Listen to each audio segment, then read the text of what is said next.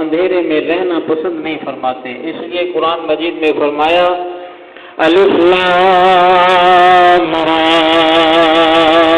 کتاب انزلناہ الیک، اے پیغمبر یہ کتاب ہے جو ہم نے تم پر نازل کی ہے، لتخرج الناس تاکہ آپ نکالیں انسانوں کو من الظلمات الی النور اندھیروں سے روشنی کی طرف. گویا قرآن مجید اندھیروں سے نکال کر روشنی کی طرف لے جانے والی کتاب ہے. اللہ رب العزت جن بندوں سے محبت فرماتے ہیں ان کو اندھیروں سے نکال کر روشنی میں لے جاتے ہیں. یہ روشنی ایمان والوں کو نصیب ہوتی ہے. کلمہ پڑھنے سے بندے کو اللہ رب العزت کے ساتھ ایک نسبت ہو جاتی ہے. امام ربانی حضرت مجدد الثانی رحمۃ اللہ علیہ فرماتے ہیں کہ ایک آدمی میرے کسی تعلق والے کا قریبی دوست تھا، بیمار ہو گیا، قریب تھا اسے موت آ جائے.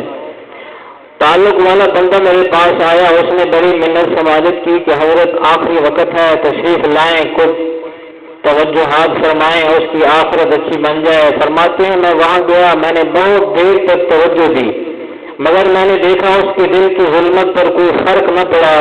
میں بڑا حیران ہوا، ایسے پہلے کبھی نہیں ہوا. پہلے تو جب بھی اللہ تعالیٰ کی مدد سے متوجہ ہوا، رب کی رحمت نے مدد فرمائی، سالکین کے دلوں کی ظلمتوں کو دور کر دیا. یہ عجیب معاملہ تھا کہ اتنی توجہ دیکھی مگر اس کے دل پہ ذرا بھی اثر نہ ہوا. بے اختیار اللہ تعالیٰ کی طرف متوجہ ہوا تو دل میں القاء فرمایا گیا کہ آپ کی توجہ سے یہ ظلمت دور نہیں ہوگی. اس لیے اس آدمی کے کفار کے ساتھ محبت کے تعلقات ہیں. کافروں سے محبت رکھنے کی وجہ سے دل پر ایسی ظلمت آئی جو وقت کے مجدد کی توجہات سے بھی دور نہ ہو سکی.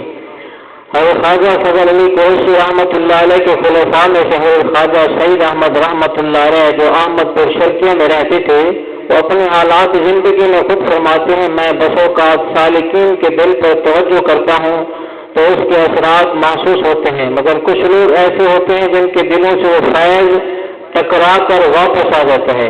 مجھے اس میں سے آواز آتی ہے ہمارے لیے اس دل میں کوئی جگہ نہیں ہے.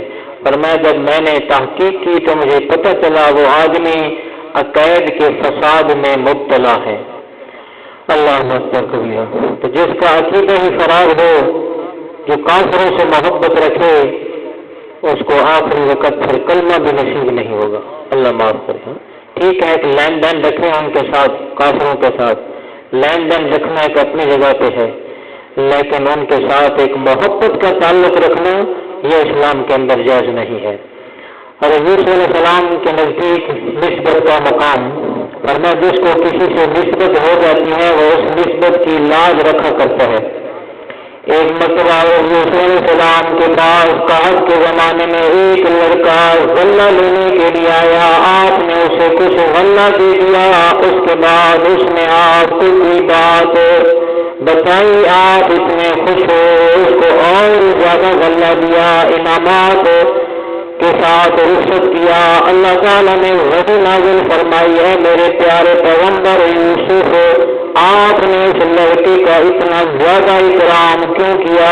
عرض کیا رب کریم میں نے ابتدا میں اس کو وہ حصہ دیا جو بنتا تھا، لیکن اس نے مجھے بتایا میں وہ لڑکا ہوں جس نے بچپن میں آپ کی پاک دامنی کی گواہی دی تھی. یوسف علیہ السلام کو جب تہمت لگی نا اس بچے نے گواہی دی تو یہ بات کہی کہ حضرت یوسف علیہ السلام نے پھر اپنی شان کے مطابق شاہانہ انداز میں اس کو دیا. اس بات کو سن کر میرے دل میں محبت پیدا اٹھی. یہ وہ لڑکا ہے جس نے بچپن میں میری پاک دامنی کی گواہی دی، آج یہ بے حال ہو کر میرے پاس کچھ لینے کے لیے آیا ہے. میں کیوں نہ اس گواہی کی وجہ سے اس کا اکرام کروں؟ اس لیے اللہ میں نے اس کا اکرام کیا، میں نے اسے وہ دیا جو میرے اختیار میں تھا. اللہ اکبر کبیرہ.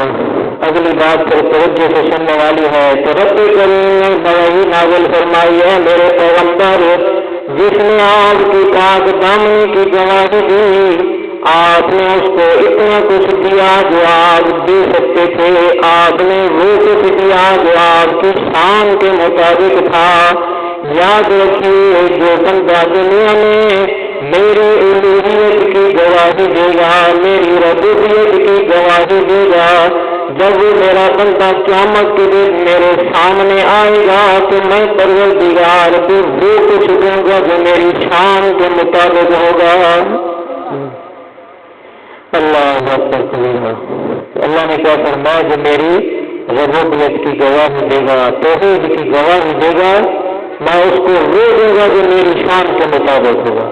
تو اس لیے بندے کو عقیدہ ٹھیک رکھنا چاہیے۔ جس کا عقیدہ ٹھیک ہوگا، شرک نہیں ہوگا اس کی زندگی کے اندر، بدعات اور رسومات نہیں ہوں گی، پھر اللہ کی طرف سے وہ انعام ملے گا جو رب چاہے گا۔ اللہ اکبر کبیرہ۔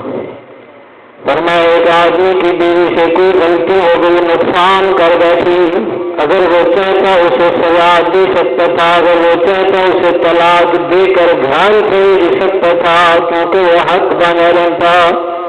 تاہم اس آدمی نے یہ سوچا میری بیوی نقصان تو کر بیٹھی، چلو میں اس اللہ کی بندی کو معاف کر دیتا ہوں۔ کچھ عرصے کے بعد اس کی وفات ہو گئی، کسی کو خواب میں نظر آیا، خواب دیکھنے والے نے پوچھا سناؤ آگے کیا معاملہ بنا؟ کہنے لگا اللہ رب العزت نے میرے اوپر مہربانی فرما دی۔ اس نے پوچھا وہ کیسے؟ کہنے لگا ایک مرتبہ میری بیوی غلطی کر بیٹھی تھی، میں چاہتا تھا تو سزا دے سکتا تھا، مگر میں نے اس کو اللہ کی بندی سمجھ کر معاف کر دیا۔ پروردگار عالم نے فرمایا تو نے اسے میری بندی سمجھ کر معاف کر دیا، جا میں تجھے اپنا بندہ سمجھ کے معاف کرتا ہوں۔ ایمان والوں کو اللہ رب العزت سے ایک نسبت ہے، اس نسبت کی قدر و قیمت اللہ تعالیٰ کے ہاں بہت زیادہ ہے۔ بندے کو فرمایا کہ خود ہی اللہ کے ہیں، لیکن جس نے کلمہ پڑھ لیا وہ بندہ اللہ رب العزت کے ساتھ ایمان کی نسبت سے جڑ گیا۔ فرمایا نسبت کی وجہ سے رتبے میں فرق ہوتا ہے۔ فرمایا مثال دے کر سمجھایا، ایک بچے نے 2 اینٹیں پکی جو کسی آدمی نے خریدی، ایک کو مسجد کے صحن میں اس نے لگا دیا، دوسری کو اس نے بیت الخلاء میں لگا دیا۔ اینٹیں بھی ایک جیسی، بنانے والا بھی ایک آدمی، قیمت بھی ایک جیسی، لگانے والا بھی ایک آدمی، لیکن ایک کو نسبت مسجد سے ہو گئی، ایک کو نسبت بیت الخلاء سے ہو گئی۔